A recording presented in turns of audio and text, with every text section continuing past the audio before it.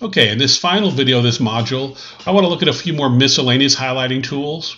I'll start with these region ones, which allow us to do freeform, rectangular, and ellipse. So freeform, I'm going to start with a left click, and then when I come to every vertex of my freeform, I'm going to left or right click now. So I can basically crop out an area, and when I'm done cropping, I can right click once more, and it closes that section. So here I could then say send these colors to send points to a partition, and I'd only have those points now to play with. So if I clear the highlighting, those would be the grains that are selected. I can do the same thing with a rectangle, and this is one where I left click, define sort of the width of my rectangle, and then I right click, and then I come down here and then I left click again. It defines my rectangle.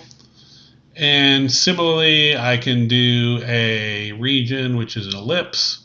So I click here and then I click here and I get a circle. So that one's obviously a little big. So I'll click there and get a smaller, it's an ellipse. So if we don't want to be that, I can do click, left click, click, and get so it's left, right, left click to get an ellipse. That's one way of using the highlighting there. We can also do the crystal direction. So here I'm basically going to draw a vector, and I need to turn on my interactive mode and record this so we can see it.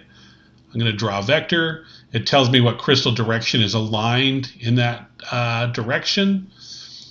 I can also actually show the crystal. So this is kind of fun here. I can click, it shows the different unit cells. You can see how it's aligned. You'll see that's hexagonal through there. You can, when you come up in here, go to our properties, you'll notice you're able to adjust the size of the wireframe and what we'll see in the plane trace overlays. All these are available. Speaking of the plane traces, that'll be the next one down. This is the planes.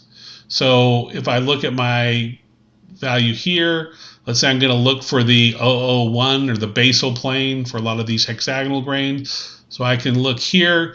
You can see right now it's showing me where's the normal to those planes, and that's because that's what was selected here. We're looking at the plane normal.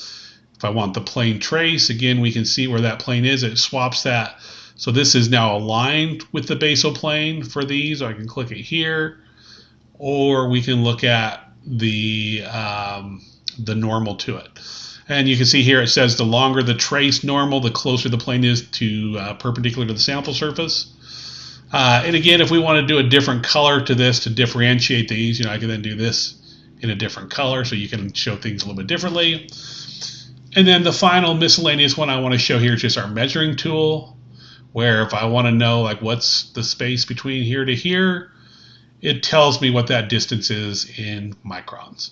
And it also breaks it down into components of the x and y distance, so you can figure it out from the Pythagorean theorem if you're interested. But it's just another tool that's available in this highlighting here.